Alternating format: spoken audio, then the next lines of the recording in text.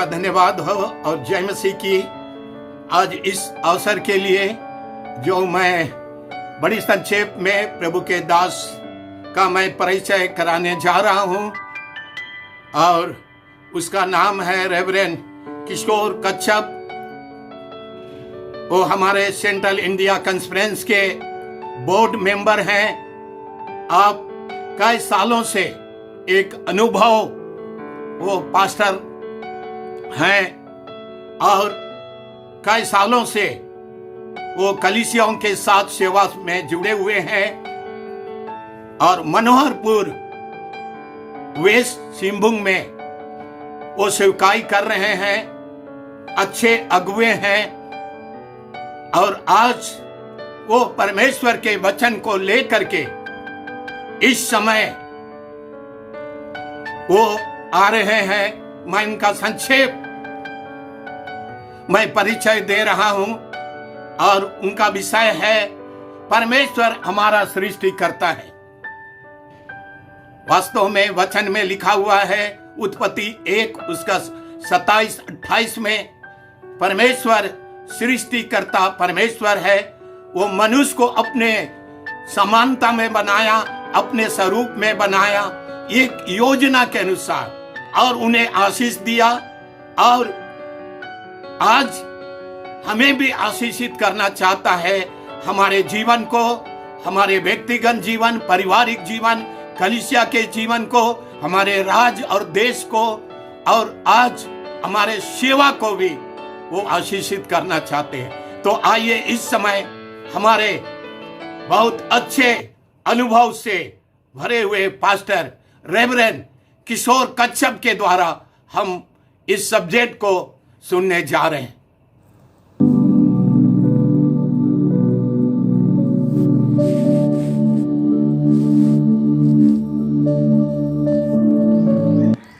जय मसीह की।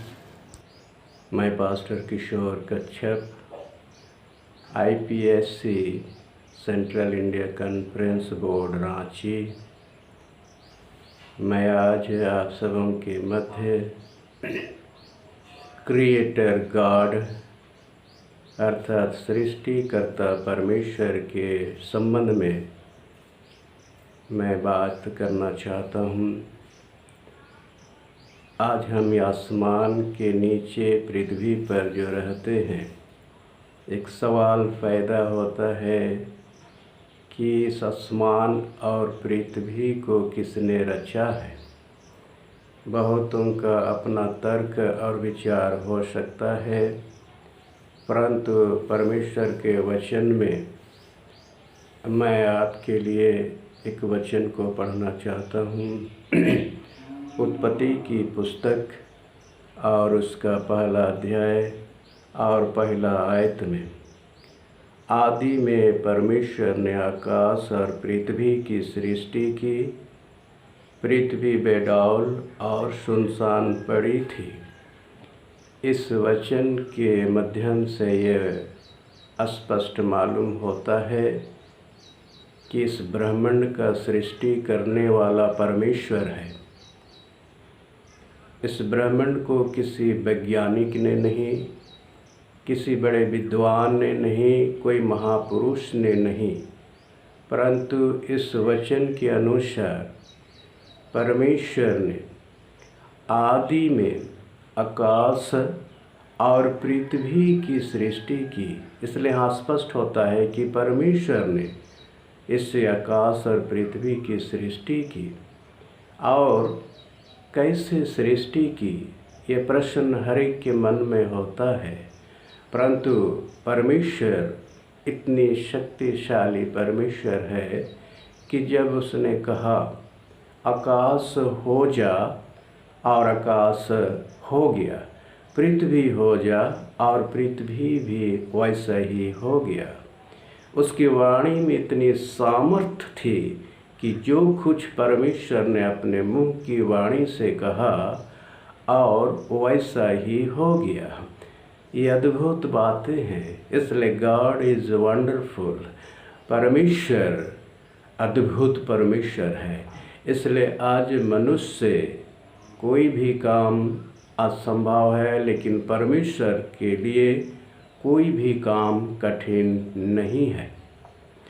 और उसने आकाश को जब बनाया तो दिन पर प्रभुता करने के लिए परमेश्वर ने सूर्य को बनाया, और रात पर प्रभुता करने के लिए परमेश्वर ने चंद्रमा और तारागण को बनाया। और सब कुछ परमेश्वर ने बनाया है। यदि यूहन्ना की सुसमाचार और उसका पहला अध्याय का पहला वचन को जब हम पढ़ते हैं तो ये भी उत्पत्ति नामक पुस्तक पहला अध्याय के समान ही प्रतीत होता है। और यूहन्ना जब अपने सुसमाचार को लिखा उस समय यूहन्ना यीशु को परमेश्वर के रूप में चित्रित किया है। और यहाँ यूहन्ना की सुसमाचार और उसका पहले अध्याय में जब हम पढ़ते हैं तो वहाँ पर ऐसा लिखा है, आदि में वचन था और वचन परमेश्वर के साथ था और वचन परमेश्वर था। ये तीन प्रमुख बातें यहाँ दिखाई देती है। और आगे लिखता है, उसी के द्वारा सब कुछ उत्पन्न हुआ। इसलिए यही परमेश्वर आदि से था और उसने शुरू में आकाश और पृथ्वी को उसने सृष्टि किया। परमेश्वर ने सृष्टि का काम को 6 दिन में पूरा किया। और जब उत्पत्ति की पुस्तक पहले अध्याय में जब हम पढ़ते हैं तो वहाँ सृष्टि के काम के बारे में वर्णन है और परमेश्वर ने अपना काम को 6 दिन में पूरा किया। दूसरे वचन में उत्पत्ति की पुस्तक 1 का दूसरे आयत में जब हम पढ़ते हैं तो वहाँ पर लिखा है, पृथ्वी बेडौल और सुनसान पड़ी थी। इसका मतलब जब परमेश्वर ने आकाश और पृथ्वी की सृष्टि की उस समय इस पृथ्वी पर कोई भी जीव जंतु, कोई भी पेड़ पौधे, पशु पक्षी नहीं थे। आगे हम वचन को उत्पत्ति 1 का 26 आयत से जब हम पढ़ते हैं तो प्रभु का वचन हमें यहाँ पर ऐसा बतलाता है, और परमेश्वर ने कहा है, हम मनुष्य को अपने स्वरूप और अपने समानता में बनाएं। यहाँ पर वचन 26 को जब हम देखते हैं तो यहाँ पर एक बहुवचन का शब्द आता है जिसको एलोहिम शब्द भी कहते हैं। और यहाँ पर परमेश्वर ने एक अद्भुत रीति से यहाँ पर और मनुष्य का सृष्टि का प्रारंभ कर रहा है और लिखा है, परमेश्वर कैसा था। इस वचन को पढ़ने से ऐसा लगता है परमेश्वर ने जब मनुष्य को बनाया तो अपने ही स्वरूप में, अपने ही समानता में बनाया। इससे मालूम पड़ता है कि परमेश्वर जैसा था और जिनका जैसा रूप था वैसे ही परमेश्वर ने मनुष्य की सृष्टि की। अब हम आगे देखते हैं, यदि उत्पत्ति की पुस्तक और उसका दूसरा अध्याय 7 वचन को हम पढ़ते हैं तो वहाँ पर यह वचन मिलता है, परमेश्वर ने आदम को भूमि की मिट्टी से रचा। यहाँ पर एक शब्द आता है आदम और दूसरा है भूमि की मिट्टी से परमेश्वर ने रचा। यहाँ पर एक शब्द है आदम। आदम का अर्थ होता है मनुष्य। आज परमेश्वर ने मनुष्य को इस धरती की मिट्टी से अर्थात आदम को इस धरती की मिट्टी से बनाया। कैसा बनाया? एक मूर्तिकार एक मूर्ति को बनाता है और जैसे शरीर में जो भिन्न भिन्न अंग होती है वैसे एक मूर्तिकार एक मूर्ति को बना लेता है। लेकिन उस मूर्ति में और इस परमेश्वर के बनाए हुए मूर्तिकार में अंतर है। वो मूर्ति जिन्होंने मूर्तिकार बनाते हैं वो एक ही स्थान पर खड़े रहते हैं, परंतु परमेश्वर ने जब आदम को इस भूमि की मिट्टी से मूर्ति के रूप में बनाया बनाया, उनके शरीर में बहुत से अंग बनाया। वचन बतलाता है परमेश्वर ने आदम के नाक में जीवन का श्वास को फूंक दिया और आदम जीवता प्राणी बन गया। और ये मूर्ति अब एक ही स्थान पर खड़ा नहीं, परंतु इसे में जान आ गया और ये मनुष्य जिंदा हो गया और ये चलता फिरता और प्रभु की स्तुति करने लगा। इसलिए कितनी अद्भुत बातों को हम देखते हैं। इस तरह से परमेश्वर ने मनुष्यों को अपने हाथों से बनाया है। और आज हम जिस नाक से श्वास लेते हैं, जब ये श्वास बंद हो जाता है तो लोग कहते हैं मृत्यु हो जाती है, लेकिन ये भी बात सत्य है। लेकिन परमेश्वर के वचन में हम आगे देखते हैं, परमेश्वर ने अद्भुत रीति से इस आकाश और पृथ्वी की सृष्टि किया है और परमेश्वर ने मनुष्यों को अपने हाथों से रचा है। और इस वचन के अनुसार हम जानते हैं कि परमेश्वर जिस तरह से उनका रूप था वैसा ही परमेश्वर ने मनुष्य को बनाया। और इससे प्रमाणित होता है कि परमेश्वर भी हमारे ही समान थे, उनका रूप ऐसा ही था। इस बात को बाइबल हमें प्रमाणित करता है।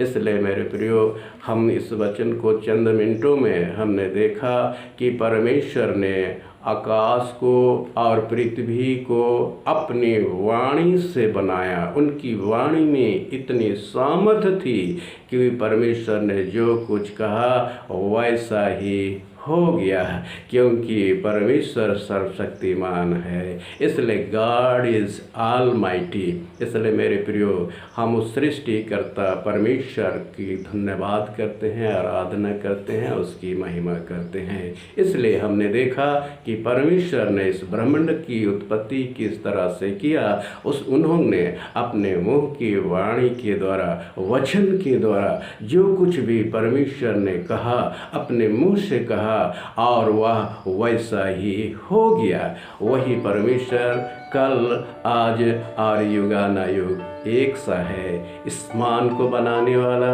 मनुष्य को बनाने वाला, सारे जीव जंतु को बनाने वाला परमेश्वर आज भी हमारे मध्य में है। सो प्रभु आप सबों के इस छोटे से संदेश पर बहुत का आशीष देने पाए हम प्रार्थना करें। प्रभु जी, हम तेरा धन्यवाद करते हैं तेरे इस वचन के लिए। प्यारे प्रभु, तूने आदि में आकाश और पृथ्वी को प्रभु तूने सृष्टि किया अपने मुंह की वाणी के द्वारा। प्रभु जी, तूने कहा आकाश हो जा और आकाश हो गया, पृथ्वी हो जा और पृथ्वी भी वैसा ही हो गया। तू अद्भुत सृष्टि करता परमेश्वर है।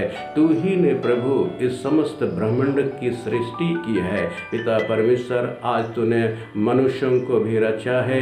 तू ही रचयिता है, तू तालनहार, पालनहार, सृजनहार परमेश्वर तू ही है। प्रभु, हम तेरा धन्यवाद करते हैं तेरे वचन के लिए। प्रभु, इस वचन पर हर एक को बहुत याद का आशीष दे। प्रार्थना तेरे बेटे प्रभु यीशु के नाम से मांगते हैं, सुन और ग्रहण कर ले। आमीन। धन्यवाद। प्रभु आप सबों को बहुत याद का आशीष देने पाए।